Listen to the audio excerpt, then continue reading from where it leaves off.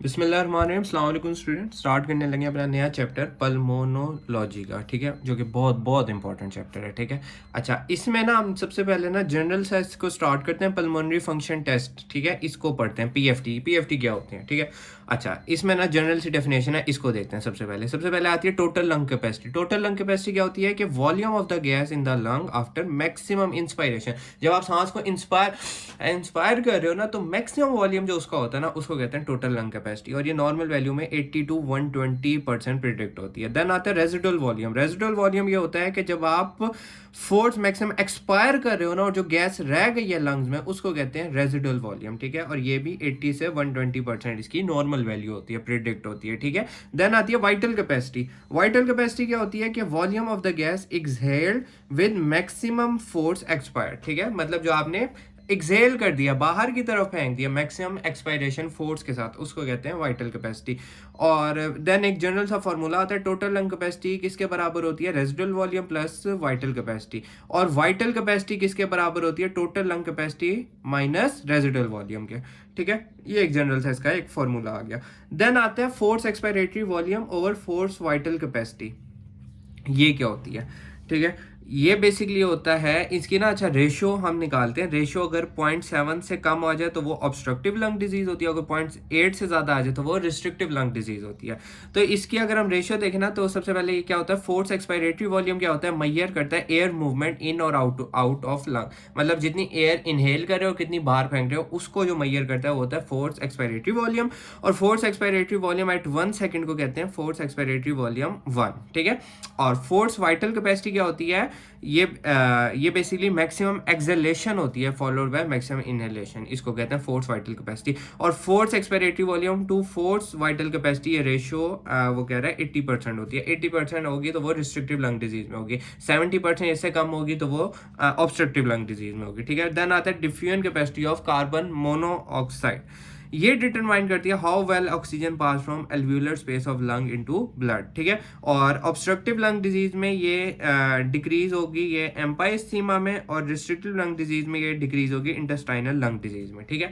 Then वही general सा difference आ गया ऑब्स्ट्रक्टिव और रिस्ट्रिक्टिव का। ऑब्स्ट्रक्टिव रिस्ट्रिक्टिव में TLC, total lung capacity, obstructive में ज्यादा होती है, इसमें कम होती है। रेजिडुअल वॉल्यूम भी इसमें ज्यादा होता है, इसमें कम होता है। फोर्स एक्सपायरेटरी वॉल्यूम इसमें कम होता है ऑब्स्ट्रक्टिव में, उसमें नॉर्मल या ज्यादा होता है, डिक्रीज होता है। और इनकी रेशियो भी कम होती है, उसमें ज्यादा होती है। और पीक एक्सपायरेटरी फ्लो भी कम होता है, और ये नॉर्मल होता है। जस्ट ये दो चीजें हैं ऑब्स्ट्रक्टिव में ज्यादा हो रही हैं, कौन कौन सी, टीएलसी और आरवी, टोटल लंग कैपेसिटी और रेजिडुअल वॉल्यूम। ये सिर्फ ज्यादा हो रहा है, बाकी सारी चीजें कम हो रही हैं। अच्छा, जनरल था ना, फिर हमारे पास ना एक ग्राफ आता है जब हम जो है इसका जब टेस्ट कराते हैं ना पीएफटी में।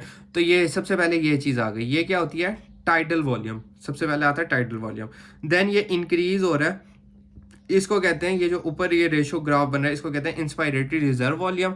देन फिर ये डिक्रीज हो गया, ये जब नीचे आया इसको कहते हैं एक्सपायरेटरी रेजिडुअल वॉल्यूम।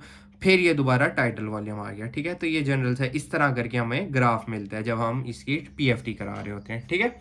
अब स्टार्ट करते हैं अपना पहला टॉपिक, जो कि वेरी वेरी इंपॉर्टेंट है और हमेशा इसका सिनेरियो आता है, हमेशा इसका आता है, ठीक है। एस्थमा का। एस्थमा क्या होता है, एस्थमा क्या होता है कि बेसिकली रिवर्सिबल डिसऑर्डर होता है with airway hyper reactivity and variable air flow obstruction, ठीक है।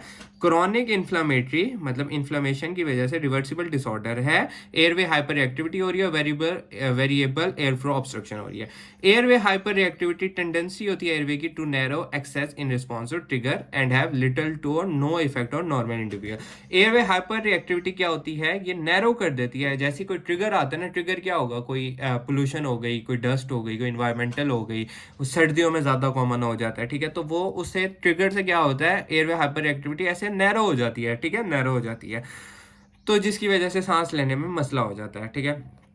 अच्छा, और ये एमसीक्यूज देख लें, ये हाइपर सेंसिटिविटी टाइप 1 रिएक्शन होता है जिसमें आईजीई एंटीबॉडी मीडिएट कर रही होती है, ठीक है।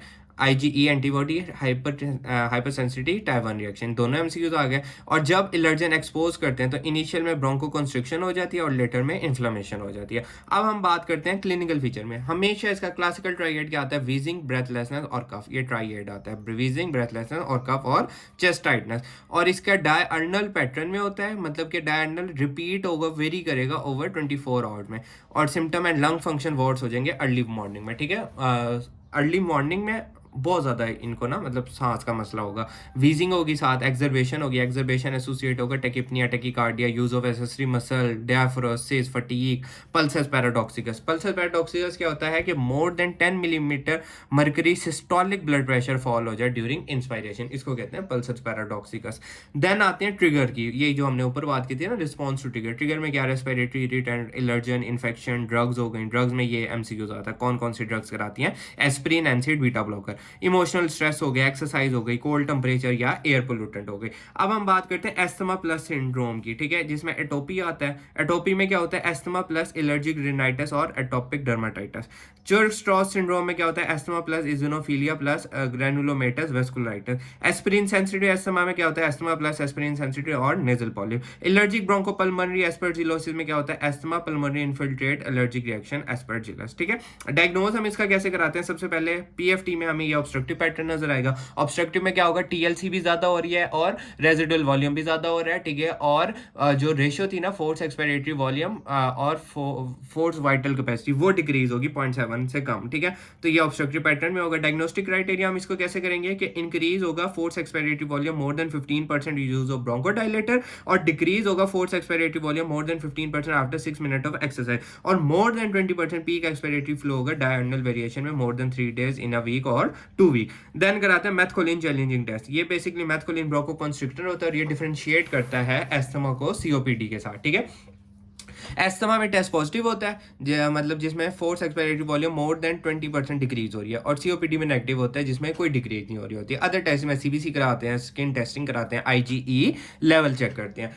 अब बात करते हैं ट्रीटमेंट की, ठीक है। ट्रीटमेंट में हम क्या कर सकते हैं, पेशेंट की एजुकेशन करा सकते हैं, अवॉइडेंस ऑफ ट्रिगर करा सकते हैं, अर्ली इन्फ्लुएंजा वैक्सीन करा सकते हैं, स्टेप अप ट्रीटमेंट करा सकते हैं, स्टेप डाउन ट्रीटमेंट करा सकते हैं। Goal of therapy, goal of therapy क्या होगा कि डेली सिम्टम क्या हो, less than two time per week हो, नो नक्चरनल सिम्टम्स हो, नो लिमिटेशन ऑफ एक्टिविटी हो, रिलीवर मेडिकेशन जो less than 2 time per week हो, और नॉर्मल पीक एक्सपायरेटरी फ्लो और फोर्स एक्सपायरेटरी वॉल्यूम हो जाए, ठीक है। अब हम बात करते हैं ये स्टेप्स की, ठीक है, जो वेरी वेरी इंपॉर्टेंट होते हैं, ठीक है। सबसे पहले स्टेप 1 में हम क्या करते हैं, माइल्ड इंटरमीडिएंट एस्थमा। माइल्ड इंटरमीडिएंट एस्थमा को जब हम ट्रीट में हम क्या करते हैं, inhaled short acting beta agonist देते हैं, इनहेल्ड सबा देते हैं, इसकी ट्रीटमेंट ऑफ चॉइस होती है, ठीक है। और इसमें सबा, ठीक है। उसके बाद रेगुलर में हम क्या करते हैं कि सबा के साथ ना कोई सी एक चीज़ दे देते हैं, सबा के साथ या आईसीएस दे देंगे, इनहेल्ड लो डोज कॉर्टिकोस्टेरॉइड, या सबा के साथ ल्यूकोट्राइन रिसेप्टर एंटागनिस्ट दे देंगे, या सबा के साथ हम मास्ट सेल स्टेबलाइजर दे देंगे, ठीक है। इंडिकेशन वगैरह हमें करने की कोई ज़रूरत नहीं होती जब हमें पता हो। माइल्ड में हमने क्या दी, सिर्फ सबा दे दी। रेगुलर में हमने सबा के साथ क्या दी, आईसीएस, एलटीए या मास्ट सेल स्टेबलाइजर। देन हम आते हैं add on therapy. Add on therapy में ना हम सबा के साथ क्या किया, प्लस एनी ऑफ फॉलोइंग।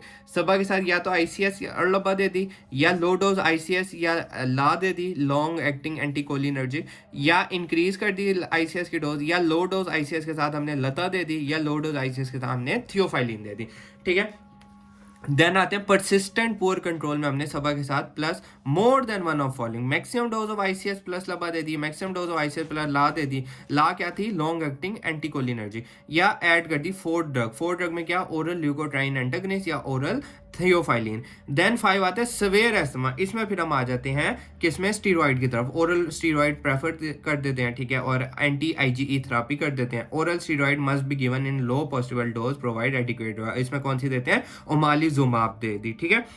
अच्छा, जस्ट इसमें ना हमने एक ड्रग्स का नाम याद रखना है और ये हेडिंग का याद रखना है, ठीक है। देन आता है एक्यूट एस्थमा एक्सर्बेशन। ये क्या होता है कि इंक्रीज सिम्टम हो जाए with deterioration of lung function और इंक्रीज एयरवे इन्फ्लेमेशन हो जाए। इसके ट्रिगर में क्या होता है, वायरल इन्फेक्शन, माउल्ड हो गया, ठीक है, पोलन हो गई, एयर पोल्यूशन हो गई।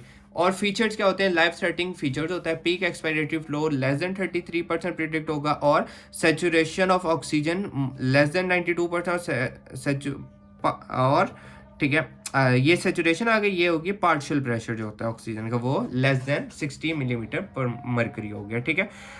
साथ उसके नॉर्मल जब होगा ना partial pressure of carbon dioxide, और नॉर्मल या increase partial pressure of carbon dioxide. और इसके फीचर क्या हो गया, एक्यूट एस्थमेटिक एक्टिकिपनिया होगा, should decrease pressure of carbon dioxide, normal और इंक्रीज प्रेशर कार्बन डाइऑक्साइड से गैस करेगा, respiratory muscle fatigue, impending respiratory failure, silent chest होगी, feeble respiratory effort, bradycardia, cyanosis, hypotension, confusion and coma.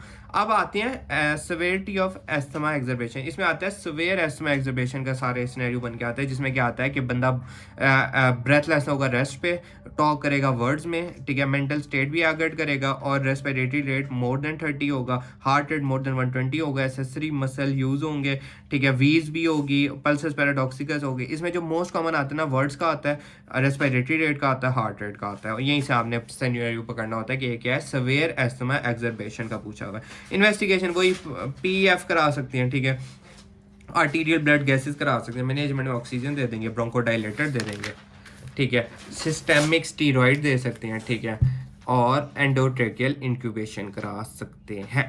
तो ये था एक जनरल सा अस्थमा का topic. Thank you so much.